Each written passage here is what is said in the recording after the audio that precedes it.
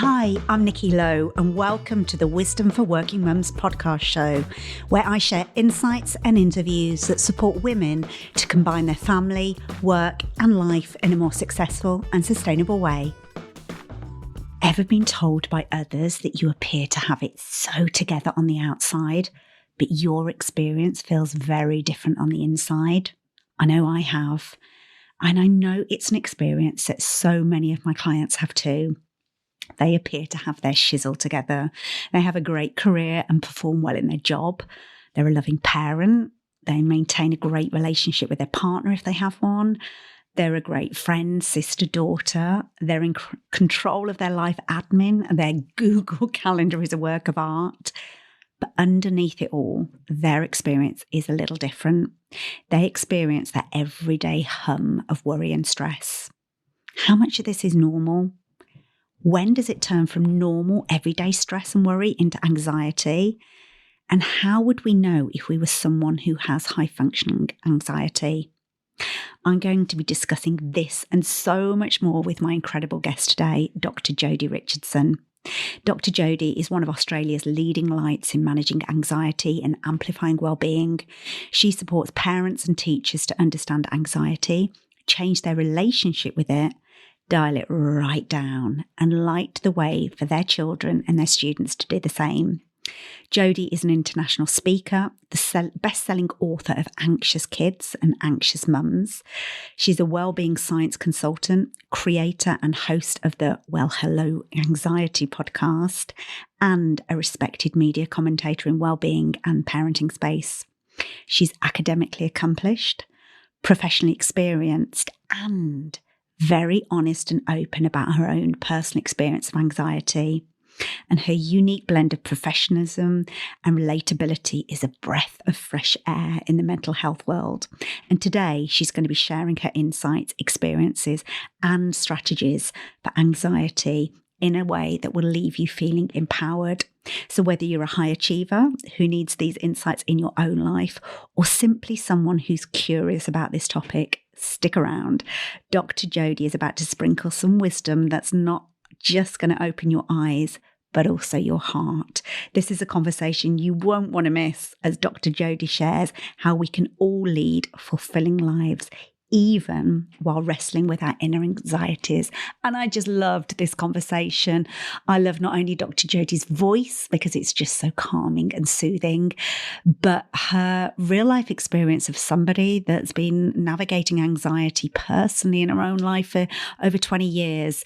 And what she shares, I think, is so relatable. And we also dive down into the science. So we were geeking out on some of the science, which I absolutely love, but making it really relatable for us as working mums. I think you're going to love Dr. Jodi as much as I do, and I won't keep you any longer. Let's introduce her. So welcome, Dr. Jodi. Thank you so much for joining me. And as before we hit record, I said I cannot wait to dive into this conversation because I think it's going to be such a beautiful and, really important one.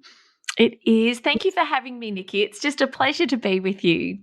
And I also said thank you because we were talking about the time zone difference because you're based out in Australia and at the moment it is kind of tea time. You're juggling kind of kids are coming in and cooking dinner. So you recognise the juggle as a working mum. Oh, I sure do. I just said to Nikki that I'll pop you on mute. I'll just make sure that when my daughter turns on the oven, she does not put the taco shells in. They have to wait. Yes. So thank you. For those that don't yet know about you and kind of the incredible work that you do, can you give an insight into who you are and really the journey you've gone on to do the work and the very important work that you do now? Oh, I can. Oh, thank you, Nikki. Well, I am somebody who is very passionate about mental health and wellbeing, particularly anxiety. I had an undiagnosed anxiety disorder myself for around 20 years. And in, I guess, my recovery and healing on that journey, I learned a lot about myself. I learned a lot about anxiety and have done a lot of extra study and feel really passionate about sharing the strategies, the insights, and the understanding that can make such a powerful difference to anybody who lives with anxiety. Most of us, I have a disorder, but most people have very normal anxiety that can get heightened at times. So I really like for people to understand it, to know how to recognize it, to know what to do about it, and really importantly, to not let it stand in the way of them doing what matters. And I also particularly love to support parents with their anxious kids and teens as well.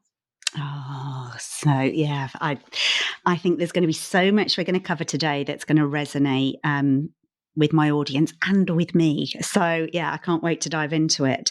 So obviously you've talked about anxiety and actually a diagnosed anxiety disorder. And I think it might be useful just to kind of give us a foundation about what are we talking about when we talk about anxiety, and what's kind of normal through to what's kind of more like a clinical diagnosis around this. Would you mind kind of sharing some of the spectrum that might exist? Yes, of course, of course. So anxiety is a normal human emotion, and we know that anxiety is the brain and the body's response in anticipation of a threat. And so we experience fear in the moment. So a really great way to think about it would be, and this happened to me when I was a kid, we have magpies, a black and white bird here in Australia. Do you have magpies, Nikki? We in do, the UK? yes. You do, Yeah. Okay. So they swoop. They're known for swooping. And I remember walking through a vacant block as a kid to go to the milk bar with 50 cents in my pocket. So that'll give your listeners an indication of how old I am. And I got swooped by a magpie. And it sort of, brushed past my head, and that I experienced fear in that moment, in that sort of clear and present danger, as the movie title goes. But the next time I was on my way to the milk bar and I'm thinking about what could happen, that's anxiety. I'm anticipating what could go wrong. And we know that when we're experiencing anxiety, it initiates the fight or flight response. So that's our brain and body's way of keeping us safe. And that brings really worrying thoughts, lots of what if questions, often a sense of dread, lots of physical symptoms in the body that all make sense in the context of the body being prepared to stay safe. We also can have a lot of big emotions, and also it can affect the way we operate. So for some people, it's perfectionism and it's just working harder and really striving hard in high-functioning anxiety. And for other people, it's complete avoidance and just not liking the feeling that comes up when anxiety shows and wanting to do anything that they possibly can to stop that feeling being a part of their life. So in terms of normal anxiety versus a disorder, generally speaking, most anxiety is really normal, and a lot of it gets pathologized unnecessarily. It's really normal human emotion. And so kids who are doing exams or starting something new or starting school or applying for their first job or asking somebody on a date, all of those things, of course, are going to bring up anxiety. It's a problem when it's getting in the way of daily life, when it's really extreme and it's frequent and it's really stopping a young person or anybody doing the activities of daily life and the things that really matter to them. Brilliant. And that's really useful to just normalize it. And by the way, Dr. Jodi, you have the most beautiful, calming voice. I'm like sitting here going, I could just listen to you kind of. I just want to sit back and kick off my interviewer shoes and just listen to you. The normalizing of that was just brilliant, about actually it's a really normal emotion and it serves a purpose. But it becomes an issue when it gets in the way of life. And I'm really curious to hear about your story, because you talked about you had it kind of undiagnosed. So what was that experience like for you of kind of daily life? And at what point did you realize that it could be more of a disorder, and how did that come about? If you wouldn't mind sharing that journey, because I think that'd be useful for us to hear. Yes, of course. Well, I can look back now and see that my first symptoms started when I was in prep, which is our first year of school here in Australia after kindergarten. And I was in a class with 53 preps and a lot of little kids, basically, a lot of little 4 and 5 year olds, and 2 very stressed teachers. And there was a lot of tension, a lot of yelling.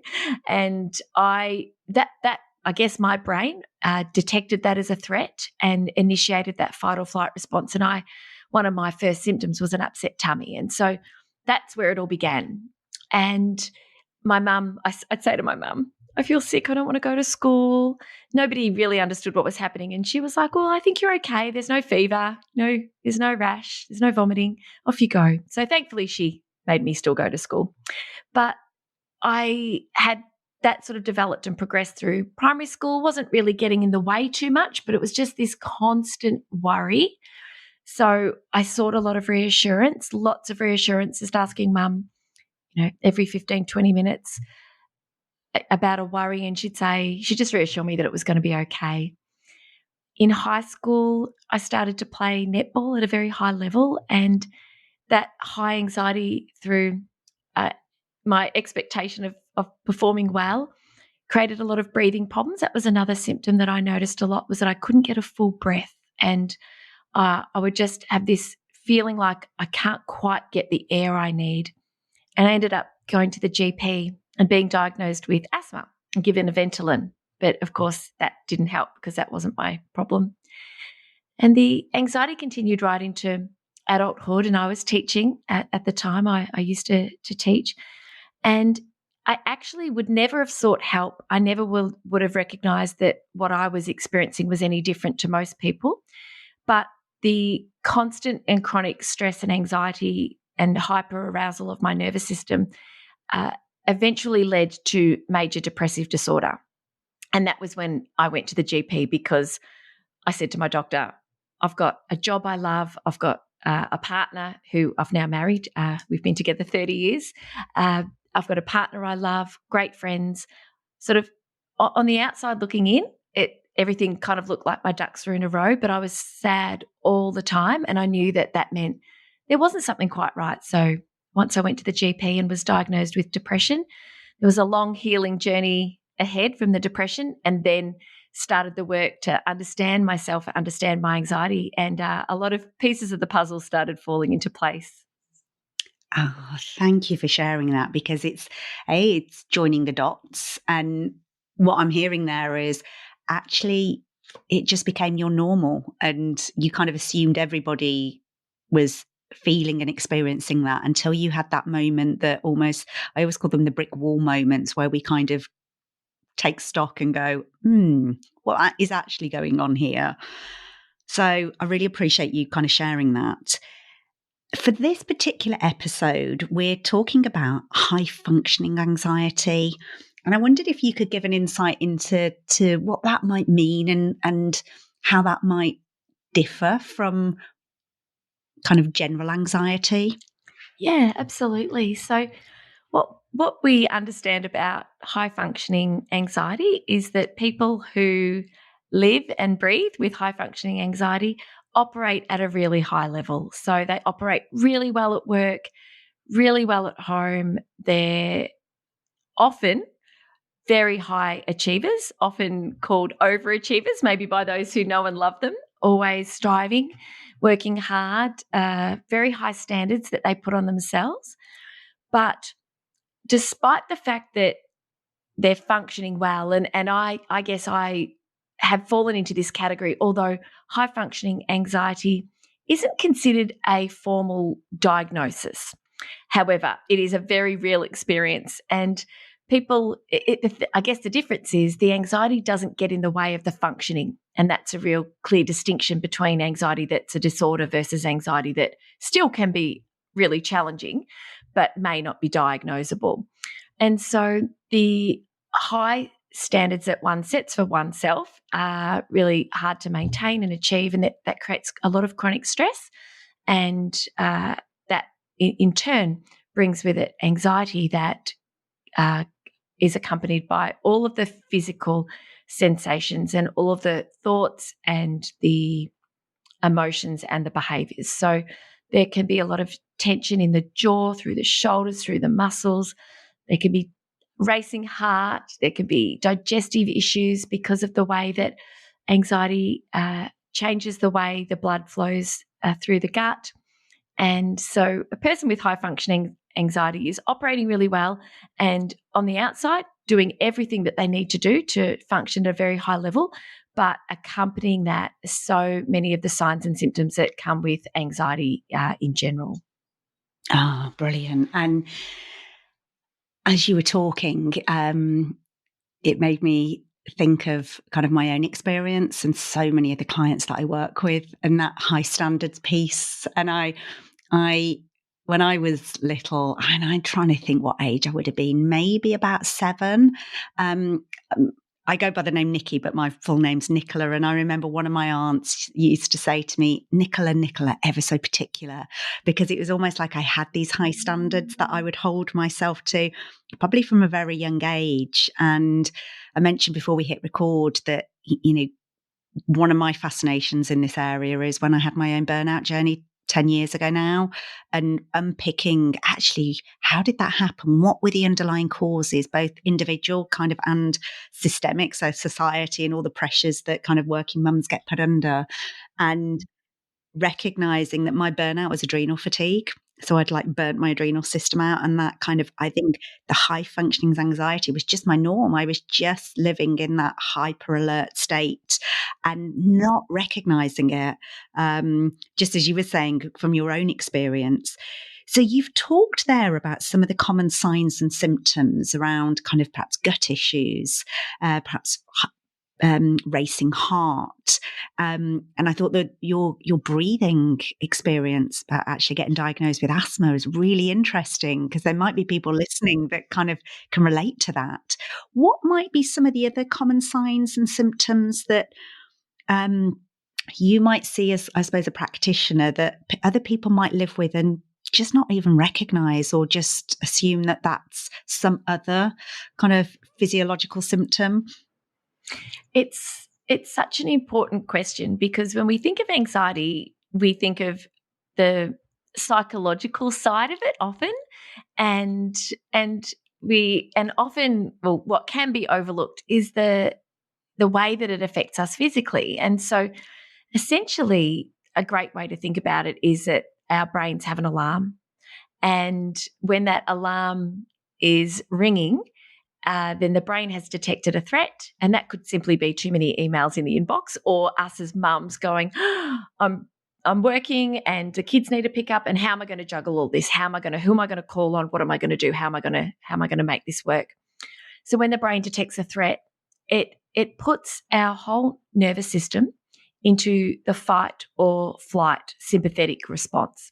And so we are powered up physically to be able to fight a threat or flee, because the brain actually doesn't know the difference between having too many competing priorities and struggling to take off the work hat when we're putting on the parent hat, and genuinely facing a danger like being followed to our car when we're on the way to an underground car park. So we respond in the same way. So the types of things to look out for, aside from the worry and the catastrophic thinking and those types of thinking changes, are the physical side of things. And it's often that they're the first symptoms we often notice too when we're recognizing that we're feeling this way. So if we think about the heart's racing to bring more oxygenated blood to our muscles so that we can fight or flee, breathing changes, because when we're stressed and anxious, we start to breathe quite short and shallow. And so our carbon dioxide and oxygen becomes quite imbalanced. And we need more oxygen, because that's what really helps our muscles to contract and help. It's going to help us run away quite quickly. So heart rate and breathing. Perspiration is another one, sweaty palms or sweaty anywhere, because the brain is predicting we're going to fight or run really fast. And so we're going to get hot. So therefore the cooling turns on, and that's why we perspire. We get a lot of muscle tension for a number of reasons. Preparedness to defend ourselves. Also, because if we're tense when we get a wound, we might be less likely to be as badly injured. We have dilated pupils and we get really laser focused, so our vision can change. So some listeners may sort of feel like their vision can get a little bit blurry, or maybe some spotty vision. We get really laser focused on the threat. There can be headaches from the muscle tension and dizziness. With the gut, there can be this sick feeling, this nausea, or this feeling like you're going to be sick. And some people can even get so anxious that they will vomit, because blood moves from the gut to our arms and legs so we can fight or flee. There can be numbness and tingling as well. And yes, there can be a frequent or sort of urgent need to go to the toilet. So, yeah, these are, trembling in the hands. These are just some of the signs and symptoms that can show up. And usually people will have certain signs and symptoms. I go, yes, I get the breathing thing. I get really sweaty and perspire, and my jaw clenches, and I can sense that tension in my body. Other people will just feel like crying and bursting into tears. Yeah. So it can vary.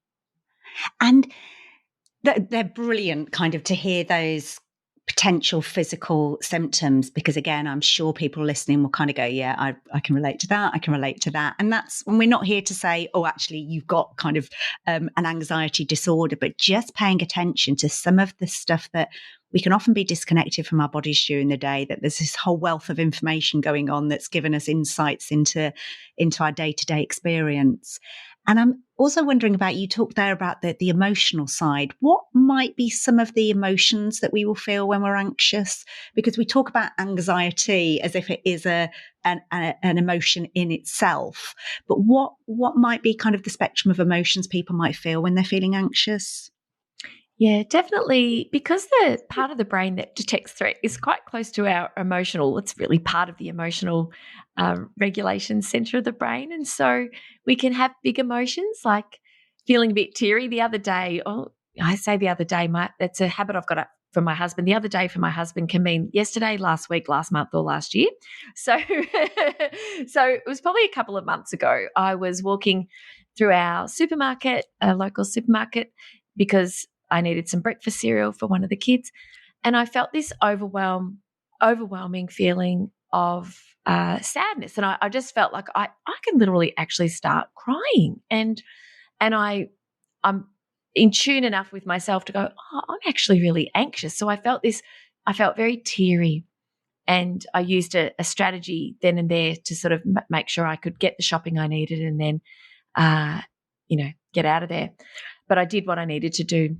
Other people might feel really irritated or even angry and aggressive, because when we feel anxious, the brain's detected a threat and we want to, instinctively we want to fight or run, fight or flee.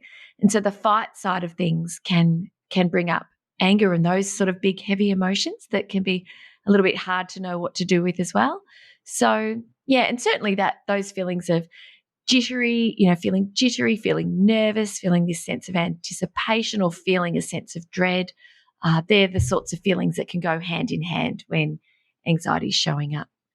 Brilliant. And I really appreciate you saying that, because one of the things I've learned about myself over the years is my anxiety can present itself as that anger, irritability. It's almost like I become scary when I am scared.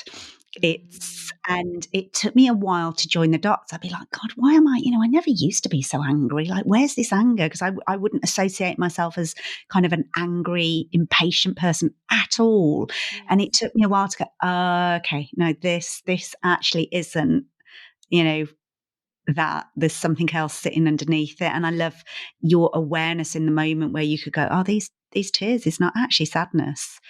It's anxiety, and being able to acknowledge that in the moment and the self-awareness to see what sits beneath it. It does help, and it takes time for us to sort of sit with ourselves to learn and reflect. And one of the things that I just add, Nikki, is that as mothers, sometimes what can happen is something can be happening with our kids or our partner, often our kids, where they are sick, or they've got a little lump, or they've got a wound, or they're got something, some sort of chronic ailment. And the fear that we can feel because we're worried can sort of come out as anger, which can be a little bit hard for us to sort of understand in the moment. Our kid's fallen over, or they've told us that they've got a headache, that they've been having frequently. And because you're so worried and you have this sense of fear, sometimes we can feel sort of angry and it can be a little bit confusing for us and the kids. And so I think just taking the time to sit with ourselves and to reflect and learn about how we respond and how we feel when things happen can really go a long way to us being able to better regulate and being able to explain to our loved ones what's happening. Yeah, and I can relate to that again. I can remember a time when one of my children fell over and my initial reaction was to shout, "This is why I tell you not to run." And I'm like, oh my goodness, like where did that come from? Where was the compassion for them in that moment? But as you say, reflection going, that was my anxiety about, oh my God, this looks bad. Is this a trip to the hospital? And oh my God, they're really hurting. And oh, I should have done better to prevent this. And actually it was that fueled the anger, not the anger at them. That's right. That's exactly right. But sometimes these things happen just in a microsecond. And so the more we are aware of those responses, the more we can see them coming, I suppose. Yeah. Do something about it. So you talked about that supermarket experience, about actually being able to regulate yourself enough in the moment. And I imagine over your experience of anxiety and doing the work that you do, that you've developed some real expertise in the coping strategies. So yes. I know you talk about moving forward with anxiety. Could you explain about what you mean by that and perhaps share some insights into what people can do if they are feeling anxiety at some point? Yes, definitely. So because anxiety shows up around what we care about, I think, for working mums, we care very much about our families, we care very much about our work. And if I use work as an example, let's say, for example, there's a promotional, opportunity that you'd like to apply for, but it creates a lot of anxiety. So instinctively, the brain will say, don't put your hand up for that, because putting your hand up, even thinking about it, can trigger that fight or flight response, because the brain will detect that as a threat. There is a risk there. There's a risk of rejection. There's a risk of, not being able to answer questions under the circumstances of an interview, and that's a challenge. And so often what happens with anxiety, and a lot of mums might think about their own kids who didn't want to go to school, or don't want to join the new basketball team, or don't want to do something that's a bit tricky because of the feelings it brings up. And yet what I love about, I guess, the work I do is I help people to think about their relationship with anxiety. And as you would know, I have my own podcast, which is called, Well, Hello, Anxiety. And the whole idea is that we can see it for what it is, a very protective brain, sometimes a little bit overprotective. We can say, well, hello, here you are, old friend. Looks like we're going to do this together. We can look to use a strategy to settle that nervous system response down and reduce that arousal level, so that we can then move forward and do what's really important, even if a little bit of residual anxiety needs to come with us. So that's kind of what I mean. It's about, it can be a stop sign. So many people feel anxiety and then don't do what's important because the feelings are too uncomfortable. But you can feel it and you can actually still move forward. It's not going to stop your arms and legs from moving. But it is something that we need to be able to sort of dial back so that we can think properly and do what we need to do. So in terms of dialing it down, one other thing I'd like to add is that some people will say, how do I get rid of it? And the thing is, it's actually really protective. We need it. And so we actually need it. We can't get rid of it, even if we wanted to. And so I talk about dialing it back down. And so generally speaking, a really great message to remember, something that I think is quite memorable, is this idea of we need to get out of our head and into our body. And so in doing that, we use our body to settle our nervous system. And so we can use our breath. And this won't be new. I suggest for listeners the idea that our breath is a very powerful way to be able to settle our nervous system. But I wonder if listeners perhaps haven't learned that the one very powerful change to that is to lengthen your exhale. So stretching that out and just breathing fairly naturally, not forcing it, but just letting that exhale lengthen, that's a bit of a tongue twister, will help to show the part of our brain that has detected threat that we're safe.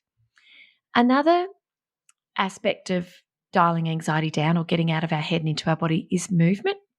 So one way to reduce this level of arousal in our nervous system is to just shake our arms and I'm doing it while we're speaking naturally, shake our hands and our arms and sort of shake it out. And it's a way of using up a lot of what the body has delivered for us to be able to fight or flee. We need to move to fight or to flee. But if we're feeling anxious and we're sitting at a desk, or we are working in the canteen at school, or we are lying in bed trying to go to sleep, then we've got everything in our body, this mobilizing energy that we need to do something with. And that's why movement is so powerful. And a third sort of way to think about getting out of our head and into our body is using our senses. So closing your eyes and paying attention to everything that you can hear is bringing our attention from our worry, what we're thinking about that might have triggered our anxiety, getting us out of our head into our body and enabling that anxiety to settle down enough for us to then go, right, what do I need to do next? And for us to be able to move forward. Brilliant. They are so practical as well. You know, you were talking about the breathing, and I'd read or heard that somewhere before about actually if your exhale is longer, it signals to your brain that you're safe. And I must admit, it's one that I will kind of employ when I notice when I'm driving, my mind can go anticipate all the things I've got to do before the end of the day, or oh my God, by the end of the week, I've got to get all this done. And I can literally feel my nervous system kick off. And it's something I consciously do to go, just breathe out longer than you breathe in. Just tell your body you are safe right now. And so I love that. And it's so accessible. And also, you talked about that movement, about shaking it off, and it made me think of Taylor Swift, Shake It Off. And yes! Animals in the wild do it, don't they? If they've been chased by like a cheetah, they will literally, if they kind of find themselves safe and uninjured, will go off into the bush and shake off that excess kind of stress hormones out of their system. Yeah, that's it. It's about sort of, I guess, discharging all of that extra energy because of everything. I mean, it's quite phenomenal. It's quite extraordinary what happens, this survival kind of mechanism that switches on and prepares us to stay safe. And we would want for that to be the case if we were being followed and we needed to run, or if we were going for a bushwalk and we realised that there was a dog that we know isn't a very friendly one on the wrong side of the fence, and we need to be able to use all of those changes to our advantage to stay safe. But so often this system switches on and it's not necessary. We're not actually in danger, but our brain needs to learn that we're okay, and we can use that strategy of get out of your head and into your body to sort of show our brain we're okay. There's no need for this arousal level to stay so high, and we can settle it back down.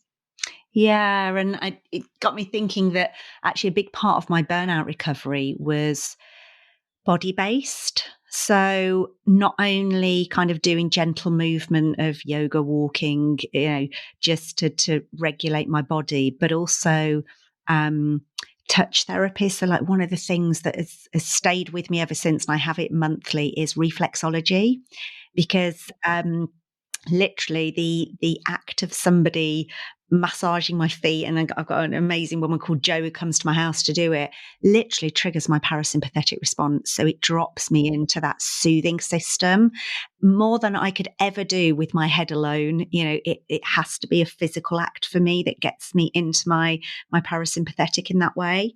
Yes, I love that you've raised that, because touch and massage and even connection with other people. So it's the perfect trio. You've got somebody you trust who comes to your home.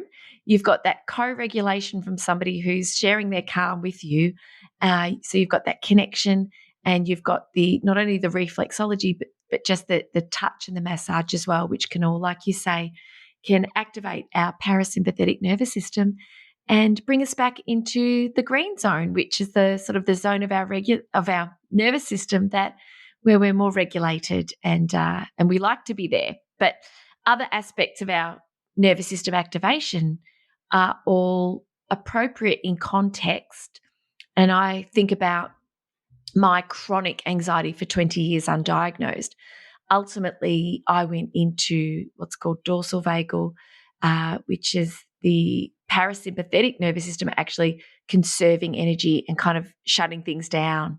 And that was depression for me, which was protective because I couldn't have survived as an organism, so to speak, in under the chronic stress that I'd been under with undiagnosed anxiety for so long. So every state of our nervous system has a role.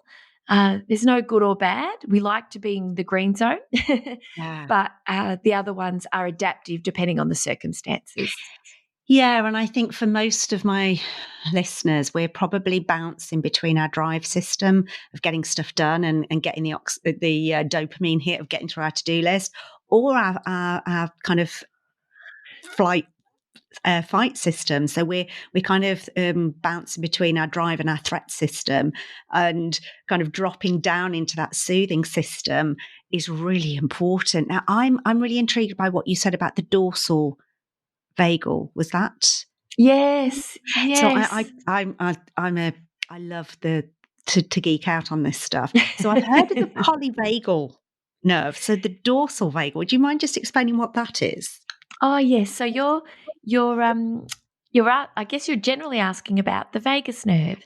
And the vagus nerve is a nerve that travels, or 10th cranial nerve that travels from our brainstem down through past our face, our ears, our face, our heart, our lungs, other organs on the way down to our gut. And it's really the vagus nerve is really what supports our nervous system to move between different states. And so the ventral vagal, which is the green zone. So if you think of traffic lights, so if I ask listeners to think of kind of the green light on the bottom, the amber light in the middle, and then the red light at the top. So ventral vagal, in terms of the polyvagal, poly meaning many, polyvagal theory, ventral vagal is the green zone. And so that's our rest and digest. That's where we can engage with other people, we can connect. And it's so fascinating because the vagus nerve connects in at our ears. And so when we are in the green zone, we can hear conversation. So if you're at a very loud party and you're in the green zone, you'll be able to tune in to the voice and to that tone and of the person that you're listening to. When we go into fight or flight, which is amber, so that's when our fight or flight, that's our sympathetic nervous system.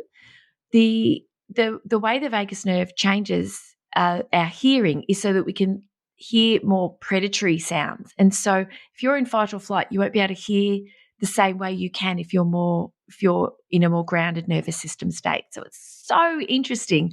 And you know when you're really anxious and your voice goes in quite a high pitch and you feel that knot in your throat and you have that tension in your jaw. So when we are in fight or flight, we're in that amber zone, then the vagus nerve is activating us in a way that changes the way that we speak.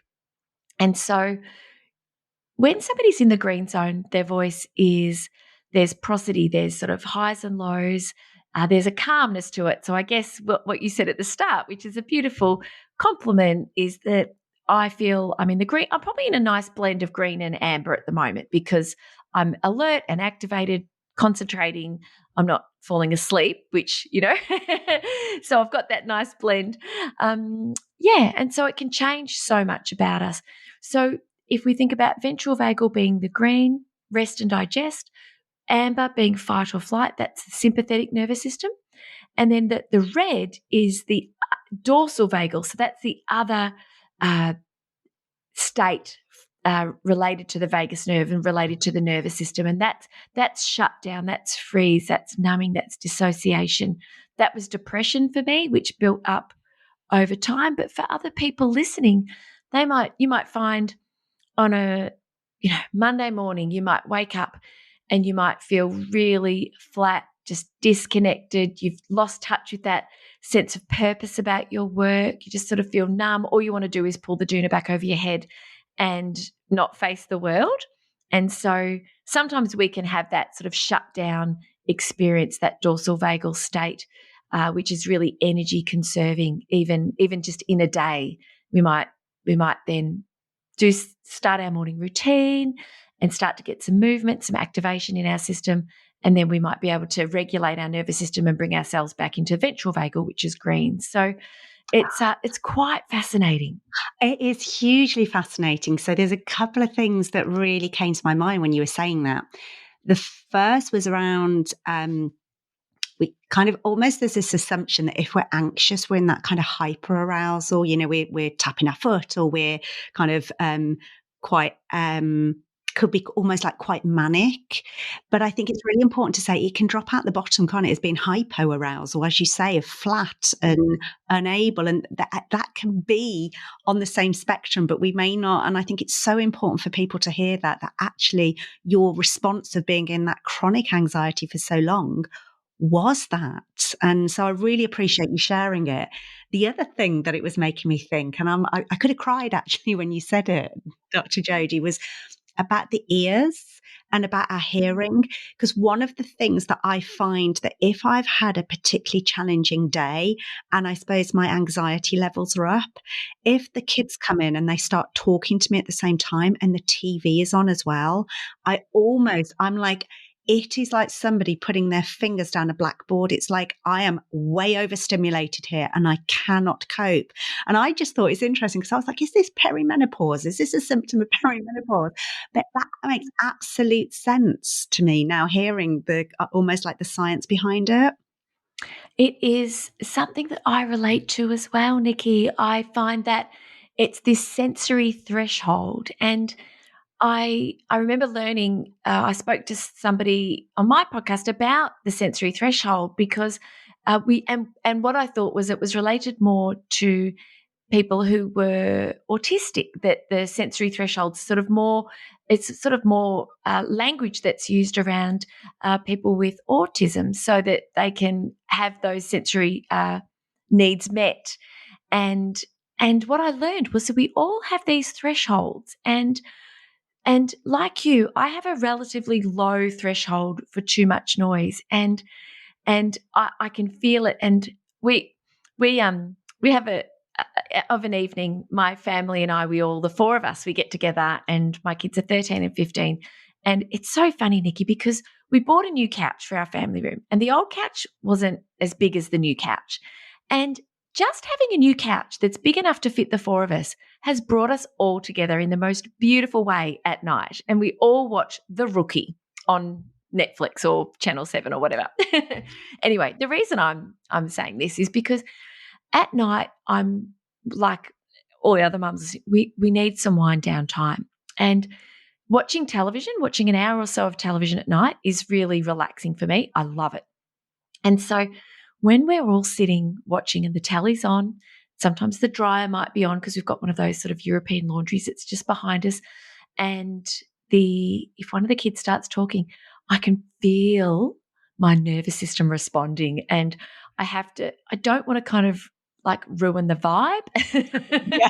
But I just have to sort of quietly say, could somebody please pause the television? And sometimes in my head it sounds really sweet, and apparently in reality it doesn't.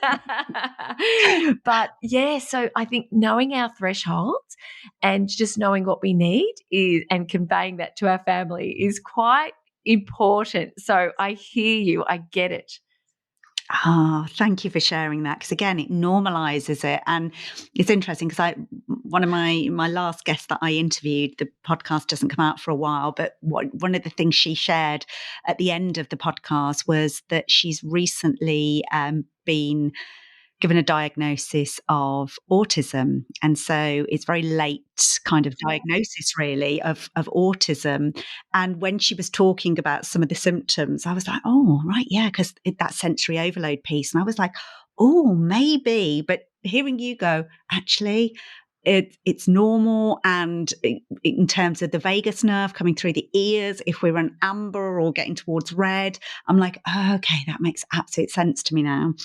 Yes, it really does. And it's so interesting, and particularly around the way the nerve connects to our communication system around our mouth and our jaw, and so it makes sense. And I think listeners could hopefully relate to that. When we get quite nervous, we get quite squeaky and a bit high pitched. And my work, I'm a professional speaker, and so one of the things I know conveys trust and conveys calm and enables me to sort of co-regulate with my audience is for me to think about my voice and how I come across, because if we are feeling a bit sort of choked up, then it can really change how we come across. And we know anxiety is so contagious. So it's it's really interesting. Oh gosh, there's so much we could talk about. So obviously we've talked about generally anxiety, we've talked about high functioning anxiety, we've talked about some of the common signs and symptoms and some brilliant coping strategies. I suppose, what would your advice be to my audience, particularly that are balancing work and family life, and what kind of support or resources would you be suggesting somebody, if somebody can relate to what we've been talking about here, what would your advice be? One of the things, I guess, my journey with my own business as a working mum, there's so much that I've learned, and I've got a great guest I'd love for you to interview, Nikki, that I'll recommend for you as well. But what I've learned a few different things. First and foremost, it's really helpful if you can take your work hat off and put your parent hat on.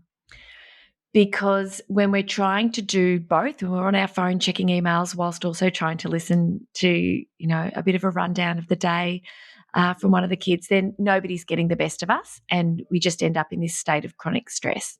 And so I think it's really nice to be able to have that division. For working mums who work in the home, I think it's nice to have a space that you can close off if it's at all possible, because that, again, gives you that sort of division. For working mums who are in a workplace and commute, whether that's in the car or whether that's on the train or on the tube, then we talk about the third space. And this is the work of the lovely Dr. Adam Fraser, who's an Aussie. And he talks about this space between kind of one role and another role, and just using that time wisely to reflect on the day, maybe make some notes, some mental notes, or jot them down of things that you can pick up the next day.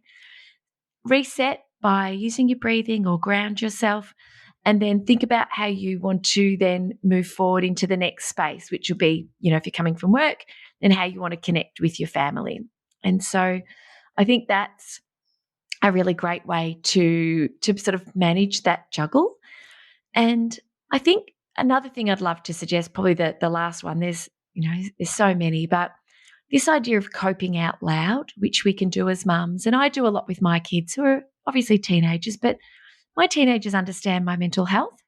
And what I've said in the past is, if I'm feeling very stressed about something, there's a few balls in the air that I can't feel like I can put down, I might say to them, hey, I've got a few things on my mind at the moment and it's causing me quite a bit of stress. So I might not be quite myself. I might not be quite as mindful and present. I might not be quite as relaxed and calm as you would normally hope that I would be, but it's nothing to do with you. It's just what's happening for me.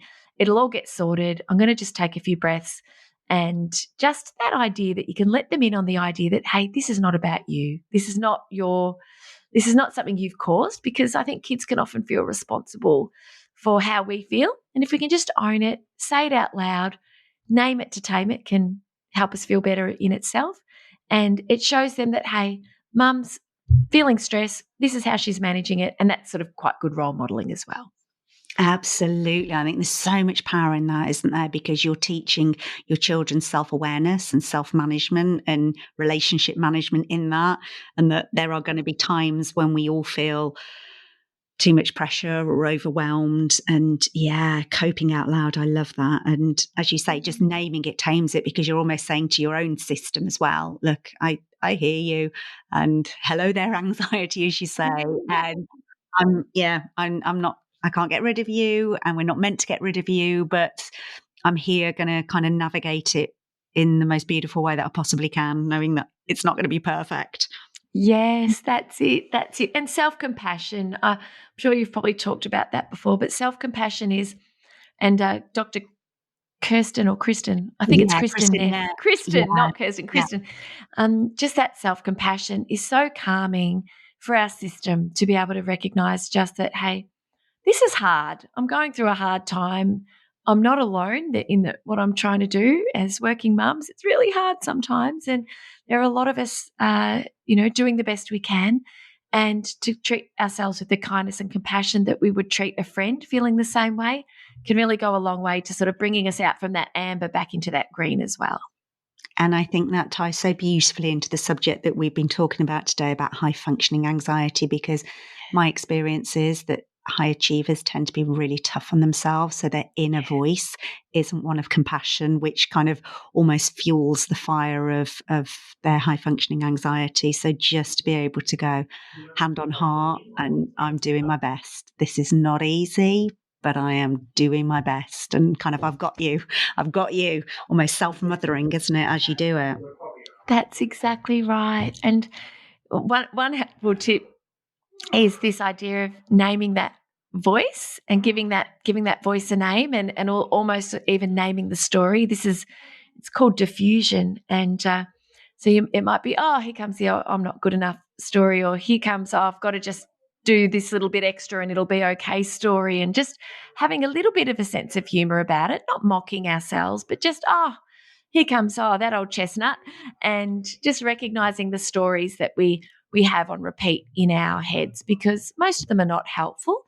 And, with high functioning anxiety, often there's a lot of time, a disproportionate amount of time spent on things that aren't really important. And so asking ourselves, why am I doing what I'm doing right now? Is this really the best use of my time? Can help to sometimes break that loop of just, perfectionism and self-criticism, so that we can, okay, tie a knot in that. I'm sending that email. That's ready. That's done. And move on to the next thing. That's a really lovely thing for us to be able to do for ourselves as well. Oh, no, that's so reassuring. So if there's just one thing, and we've covered so many things, Dr. Jodi, it's been amazing, but if there's just one thing you want someone listening to this episode to take away, what would you want that to be? I really want people to know that anxiety is very much a part of being human. It is a very normal part of life. It doesn't have to be something that takes over. There's a lot we can do to help ourselves. But if you feel as though you are struggling and it is getting in the way, then reach out, because it's perfectly treatable. And I'm a living and breathing example that, there is a way to live and thrive, even if anxiety has to come along with us. I like to say I'm in the driver's seat and anxiety is in the boot. Love that. Love it. So I'm sure people are going to want to find out more about you and your work if they don't already. So where would you point them towards? And I can put all the links in the show notes. Oh, thank you, Nikki. Yes, you'll find me online on Instagram, Dr. Jodi Richardson, Jodi with an I. My podcast is Hello Anxiety with Dr. Jodi Richardson. And my website is drjodirichardson.com.au. So if you Google me, you will probably find a link that will take you where you need to go. Amazing. Thank you. I've loved this conversation, and I, just really grateful for the work that you're doing in the world. So thank you. Oh, Nikki, thank you for having me. It's been such a joy talking with you, and I love the work that you're doing. You're making such a difference for working mums. So, I applaud you and the wonderful work you're doing too. If you've enjoyed this episode of Wisdom for Working Mums, please share it on social media and with your friends and family. I'd love to connect with you too. So if you head over to wisdomforworkingmums.co.uk, you'll find a link on how to do this. And if you love the show and really want to support it, please go to iTunes, write a review and subscribe. You'll be helping another working mum find this resource too. Thanks so much for listening.